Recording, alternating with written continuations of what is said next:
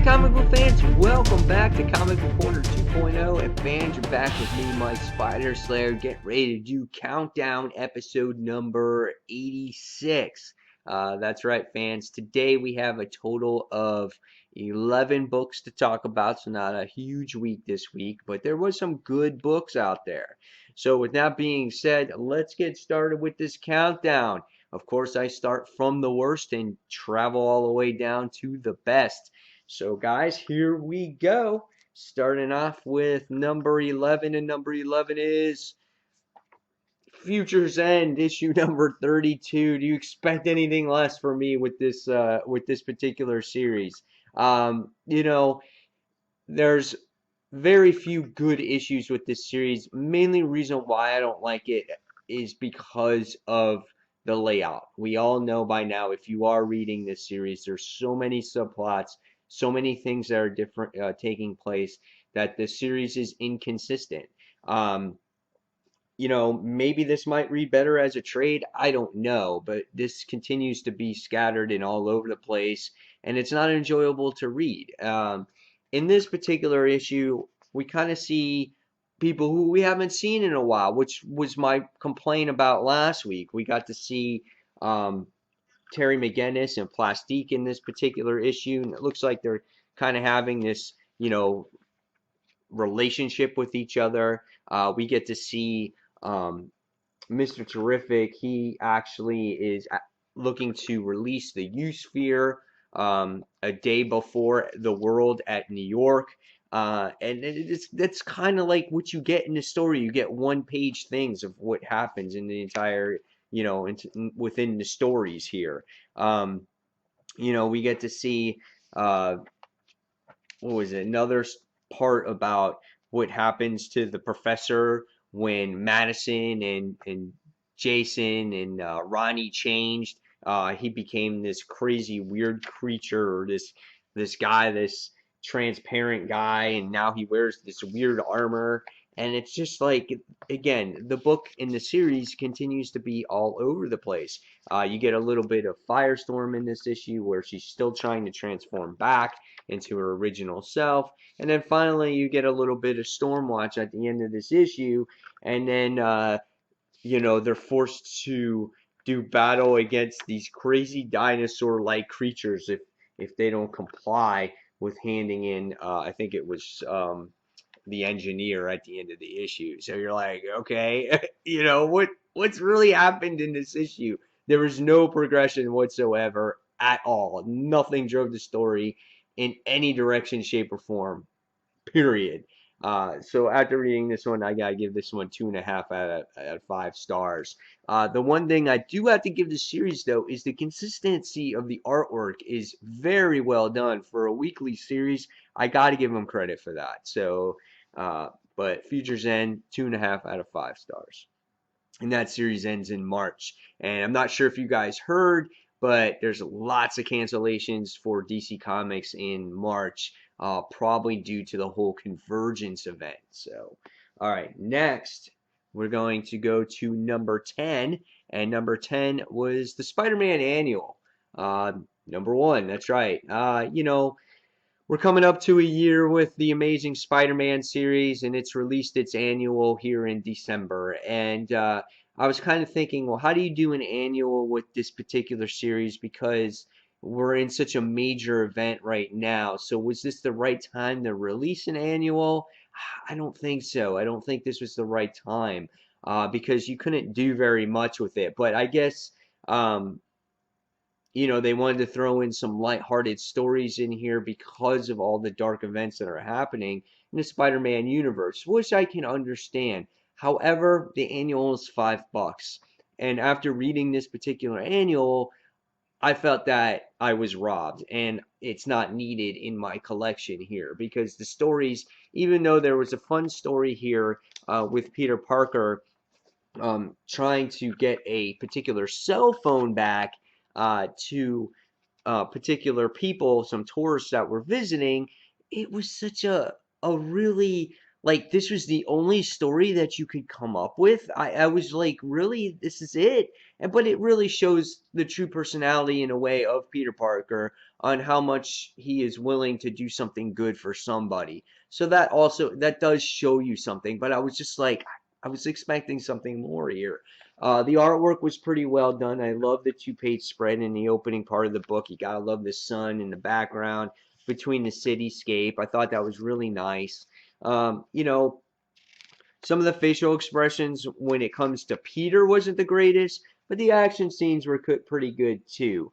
So it was okay. And then you get your secondary stories in here that were really nothing special in my opinion here. Um, you have this one two-page thing that was kind of a little comical with Aunt May. That was cartoony and I guess a little bit of fun, and then you wind up getting another story here with these characters in here too with Dr. Bong and Gorilla Man and Ruby Thursday, and again it was just a throwaway story, fun issue, but really is it worth $5? No, it's not, and I did turn down the Guardians of the Galaxy annual for this, thinking it could be better because I was thinking, well, Guardians of the Galaxy is going to be a complete throwaway. So, yeah, so I was a little disappointed with this, and I gave it a 2.5 out of 5 stars. Not worth the money to pick up, guys. All right. Next, and number nine. Number nine this week was Earth 2 World's End, issue number 10. Here's got this big picture of Darkseid on here, and it says Rise. And you're like, yeah, hell yeah, Darkseid's going to be in here. He's going to cause all kinds of crazy mayhem, and it's going to be balls to the walls. And that's kind of not what happened here. It's kind of continues a little bit more setup before Darkseid actually comes.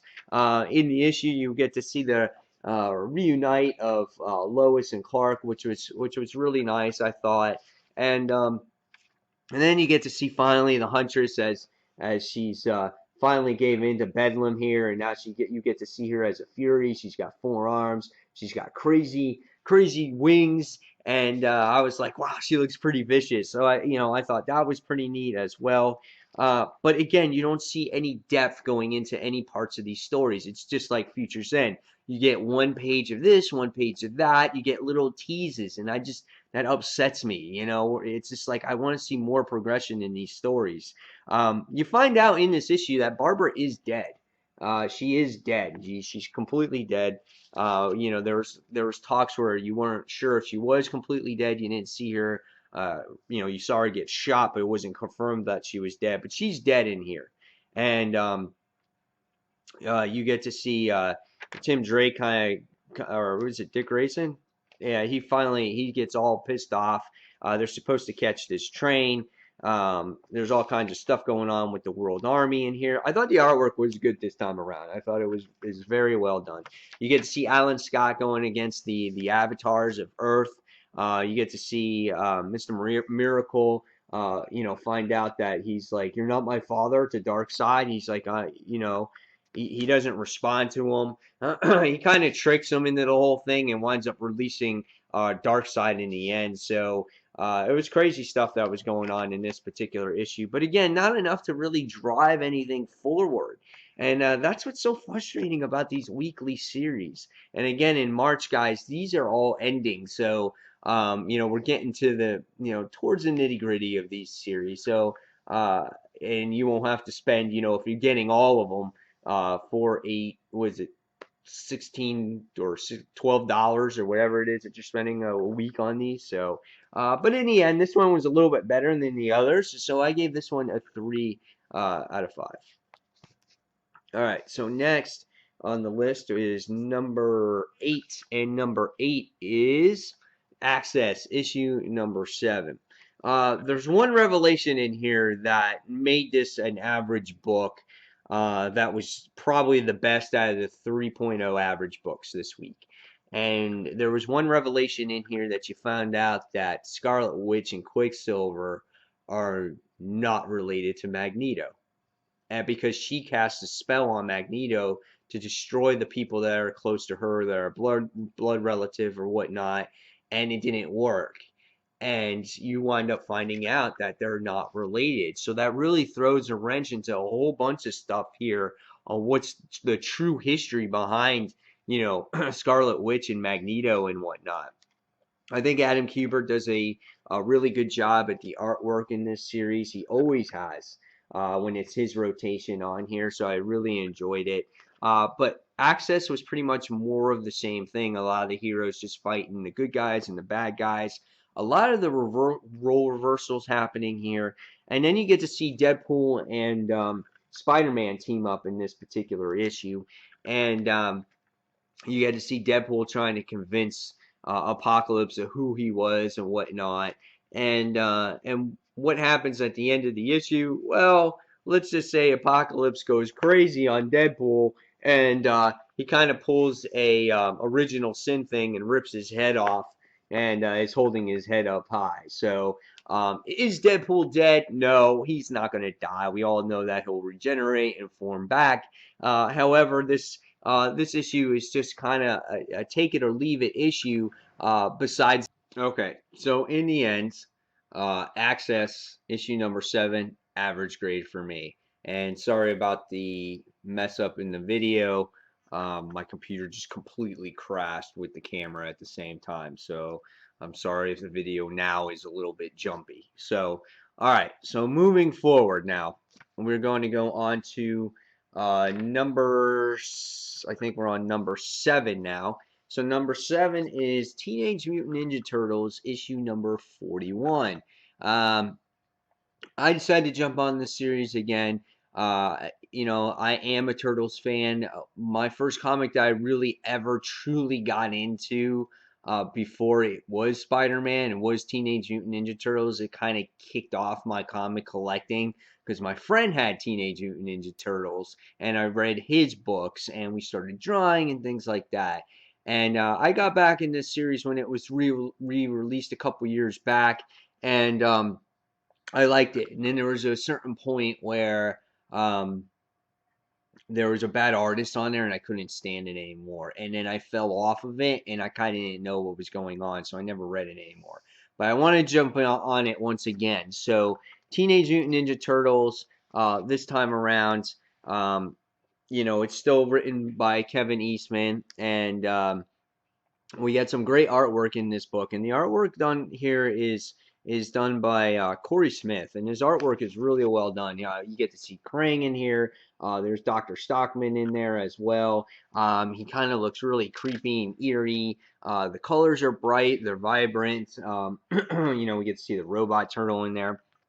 And it was it's not the perfect jumping on point. I mean, it's a new story arc, but if you haven't read Turtles before, you're going to feel lost of who all these characters are and where they came from and whatnot. So when reading this, and this is Mr. Old Hob, and if you guys are not familiar with the series, you're going to kind of feel lost. So I was kind of disappointed on how they introduced the characters in this new story arc. April's in here, Casey's in here. So you get some of your classic characters. They have a nice relationship, and you get to see Donatello kind of teaming up with Shredder in this particular issue as well. And the whole real point of this is that Krang has his Terradrome here, and it's all built up, and he's trying to make it just like his last planet. So he's terraforming the planet, and you get to see that here. So there's some great artwork there. There was enough here for me to continue reading it. So I'm going to keep trying it, and hopefully I'll be able to catch on to the story and enjoy it for what it is. So after reading this, I'm going to give it a 3.5 stars because it looks like a solid story. I just got to get myself re-involved into the whole thing. So yeah, so Teenage Mutant Ninja Turtles issue 41, 3.5 out of 5 stars. All right, next, number 6 is Spider-Man and the X-Men issue number 1. I was really hoping that this book would get higher on my list this week. Unfortunately, it's one of those books that was almost that they didn't give Spider-Man enough credit. Thinking that he couldn't handle these particular, students that Wolverine was dealing with in the past, and Wolverine and the X-Men here. It was an interesting story, him going to the school. But the thing that kind of threw me off in the whole thing was that Storm and the other X-Men just didn't welcome Spider-Man in here, and it was upon Wolverine's request that he take over the school, not take over the school, but be a guidance counselor slash teacher for the school, and they were just so unwelcoming, and I was just like, really? I mean, this was a good, lighthearted story on an otherwise dark Spider-Man world right now. But it was almost, again, they did not give Spider-Man enough credit for who he was, thinking that he couldn't handle these students, that because he's a mutant, that he doesn't belong as a teacher in the school. So it was really upsetting to me to see that. And and the villains that they incorporated in here were very B-rated type of villains. And Spidey's got to find out this particular mole that's within the school that could be a bad person or bad guy. But it was okay. I mean, it was good. It was above average for me. It was a 3.5 out of 5 stars. Just one of the things that got me in the book was it's just like I get, Peter Parker's going to have a bad day at his new job or whatnot, but it's kind of like at the same time, it's just like I give the guy some credit, welcome him into school at least. I just didn't get that. So it was really upsetting for me. But I did give this one a 3.5 out of 5 stars, and it was this week's number 6. All right, so moving on now, we're going on to our top 5, and our number 5 book of the week was Savage Dragon, issue 200. Kind of an interesting main issue in here. This book is pricey. It's $8.99. It's has 100 pages of Savage Dragon in it. And if you're not a Savage Dragon fan, then you're not going to want to pick it up. If you are, you're going to pick it up, and you're going to love everything that the book has, because it has all kinds of different stories that have to deal with Savage Dragon, including the main story. Okay, this book is built like a trade. It's got a spine. So it's really really worth the $8.99. In this particular main part of the issue, it has to do with, which is funny. I just never expected an issue like this, but it has to do with Malcolm Dragon and his new girlfriend, his new live-in girlfriend, Maxine, exploring their sexual relationship with each other. Yeah, I was not expecting that in this issue. She lives in with Malcolm Dragon in here. She's done listening to her parents, having to date Chinese men. She loves Malcolm. She wants to be with him. And they explore their sexual relationship in here. And it was quite interesting. Let me just tell you that much. And that's what this issue focused about. It was them exploring that a lot. Side story here is Dart is in jail, which is the main villain, the leader of the Vicious Circle. And she winds up escaping from jail. Same with Savage Dragon. He has escaped from jail, or he was broken free because they were trying to use him as trade bait to release Dart and to trade out Dragon. Angel returns back into the actual issue as well, which is Savage Dragon's stepsister. Okay, so he's not related to her, only by marriage, and they wind up having a three-way. So I was kind of like, what's going on in this issue? This was the last thing I expected in here. Savage Dragon, Angel, and his girlfriend Maxine wind up having a three-way, and it's just weird. Okay, the whole issue was weird. I was totally not expecting it.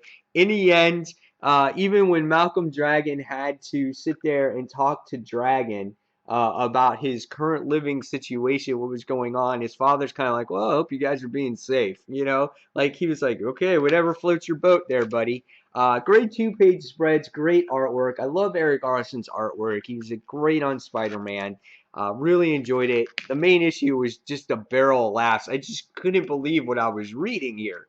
And then again, the rest of the issue The rest of the story deals with different types of stories that has to do with Savage Dragon, Malcolm when he was a child, them going back in time, trying to rescue Angel from a different type of Dimension X, dealing with Mr. Glum. So there was lots of great stories, different stories that Eric Larson wrote in here to really commemorate the 200th issue of Savage Dragon.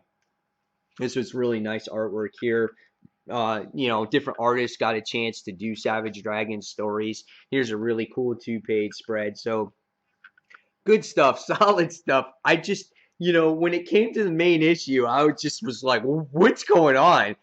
So that's why it kind of brought it down. That's what it brought that grade down, because I was expecting an epic, 200th main issue, and it was just like almost like a throwaway story in a way. It was just kind of weird. So I gave it a 3.5 out of 5 stars. It did crack the top 5. All right, so next we're going to go on to number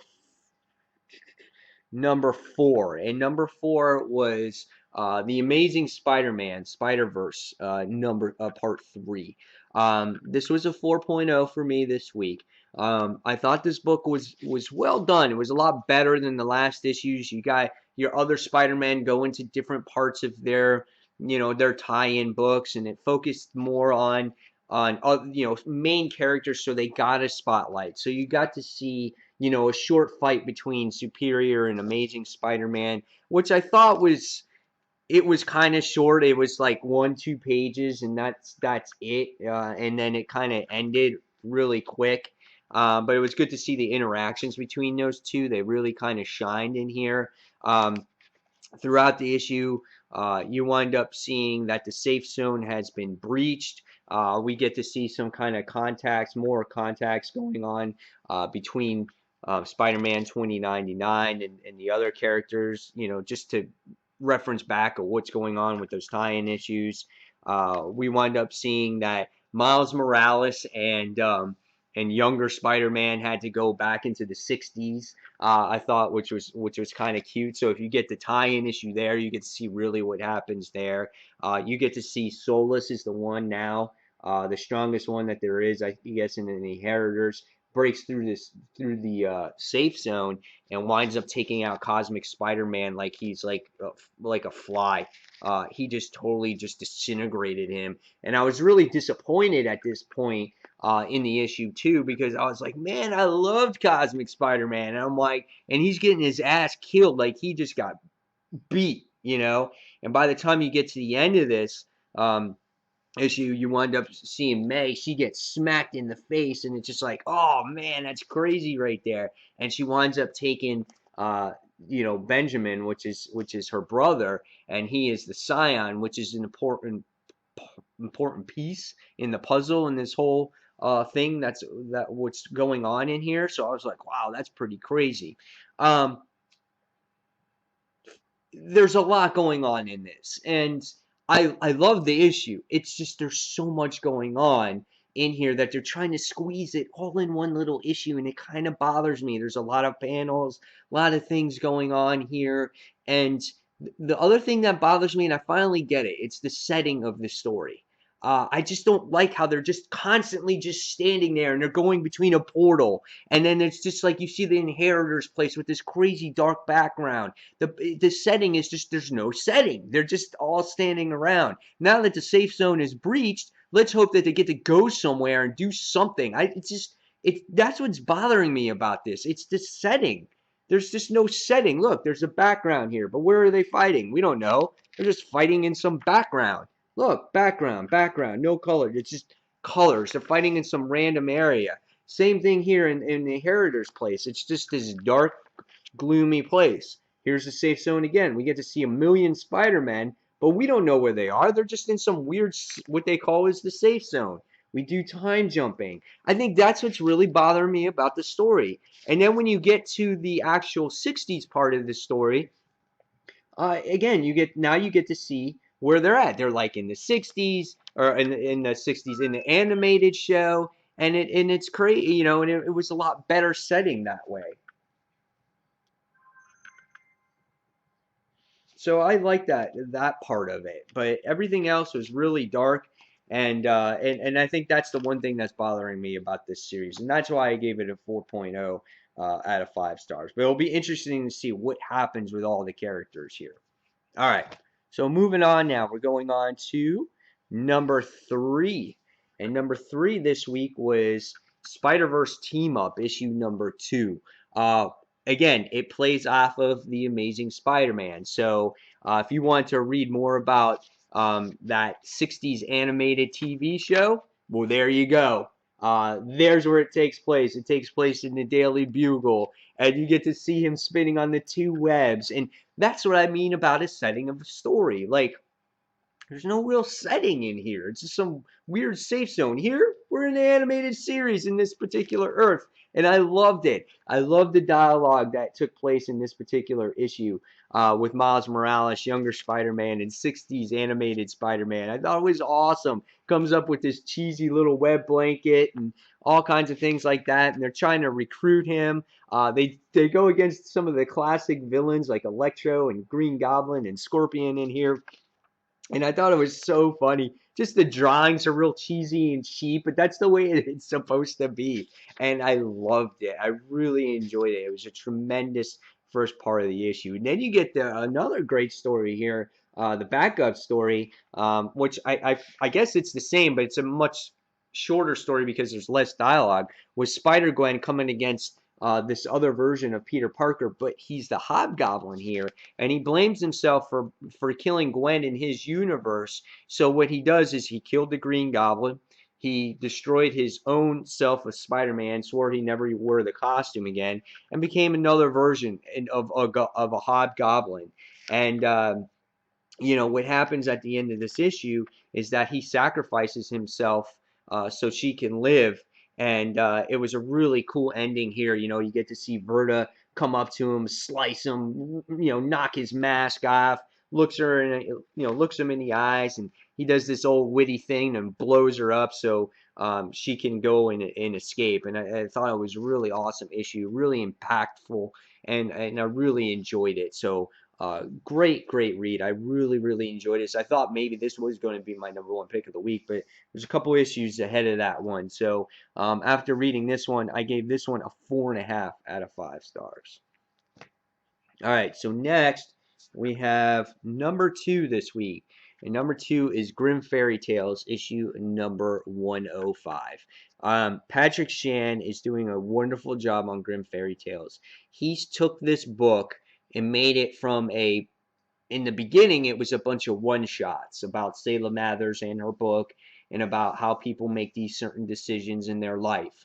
And then it became more of a realm-like book where she protects people like false bloods, highborns, and things like that. But now it's really become a real true character development type of series to where you can really truly get invested in these characters. And he made it to where 101 was the jumping point on this series. And it introduces you to this school that these students are going to. And these are the young future realm knights of the Zenoscope world that they're going to protect the realms or whatnot. And there's just wonderful character development in here. And this one has to do with Haley, who is the water nymph. And this is the second part to this. And one of their colleagues by the name of Wolf was left behind, and he was trying to do this battle against these sirens. And Selah was the one that had to go back and rescue him and bring him back to the school. While meanwhile, one of the sirens wind up escaping into one of the schools, and Haley, which is the good water nymph here, is the one that has to try to stop him. Really great artwork in this particular issue. We get to see her mother pass away, which was really sad. And this is Haley, and you get to see her mother pass away, and she gets super pissed off at this siren creature, which I would too, and she winds up using her powers against this creature. It was so well done, so well written in this particular issue, and what this two-part story arc did was it really brought to life of who Haley was. She was the least known character, I think, in the Zenescope universe going into this title, and now you got to see a real good history and a background of her, of where she came from, who her mother was, what her battle represents, and then you get to see this little backstory here of how Belinda made a pact with Malik here about I think it was, oh, I can't quite remember what it was now. She made a pact saying something about getting her son back, but I wasn't exactly sure what it was. I read it last week and it's hard to remember. But good story, really well done, good artwork. Patrick Chan is really developing the characters here. And that's what you need in a series is good character development so you feel vested in the series and you care about them. So this is why this got number 2 on my list this week. Go out, check this one out, guys. I think you'll enjoy it. All right. So number 1 this week is The Walking Dead, issue number 135. Walking Dead hasn't gotten number 1 that much this year on the countdown. I think maybe this might be the 3rd issue in the entire, out of all 50-something weeks this year. But this proves that the book continues to be consistently drawn, consistently written, and just Robert Kirkman always adding different elements to a zombie apocalypse story where you think, well, what else can he do? And he just continues to do it. And the character development just keeps on going. And this time it continues with Carl. In this issue, you get to see the ramifications of what happened when he hit those kids in the back of the head with a shovel. And that's what he did. He almost beat them to death protecting Sophia because they were bullying Sophia. And we get to see the ramifications of that. We get to see the other kids' parents come into the same doctor. They're all yelling at at Maggie, because Maggie's in charge of this hilltop. And they're freaking out on her, going, Carl Grimes, he's a monster. He can't be in here. And they're thinking that Maggie's going to favoritize him because he's worked with them in the past. And there was just all kinds of crazy stuff in there. Carl has no patience anymore. I mean, he just goes all out on these people and just says, you motherfuckers this, you motherfuckers that. He's like, they were hurting my friend and I was trying to protect her, and they're starting this big fight, and there's this huge argument that was going on between them, and you're just like, oh my God. And Maggie was forced to throw Carl in jail because this is going against everything that Rick is trying to accomplish. He's trying to accomplish bringing back civilization. This is why he didn't kill Negan. Negan has to be thrown in jail for the punishments that he committed. So that's what they're trying to do, create society once again. Now, there's this other part of this story that Jesus has captured one of these whisperer people, and the whisperers are these people that wear the flesh on their heads. They use them as masks, and he sees that it's stitched up. Okay, and he's like, oh, it's making sense now. And they use it to blend in with the dead so they can survive. And when he unmasks the particular person, he finds out that it's this young, innocent-looking girl, and her name is Lydia. And she's about 16 years old. And he's trying to get answers from her, but it's a complete mystery. She's just like this part of this cult. She's like, we part of the dead. She's like, we walk with them so we can survive. He's like, she's like, there's no luxuries and things like that. And he's like, oh, well, you're a barrel of sunshine there. And by the time you get to the end of this issue, you find out that Carl and Lydia are starting to have words with each other. So it's going to be interesting now to see what effects is she going to have on Carl, because I feel that Carl has been affected more out of anybody in this entire book when it comes to The Walking Dead. And at the very, very end, we get to see that the people that the parents of those kids that were beaten up by Carl, they're pissed off at Maggie. They want her overthrown. And then we get to see the person that led the hilltop before Rick and Maggie came along, kind of intervene and go, well, we can always kill Maggie. And he's this yellow belly, scared, has everybody else do his work type of person, and he's an asshole. I can't stand him. It just got me all wound up in here, and I was super pissed off. But great issue though. It just keeps the ball rolling with The Walking Dead. It just always makes you want to read another issue. Robert Kirkman has this pacing perfect on this book where not a lot happens, but it keeps you enough intrigued to want to read the next issue.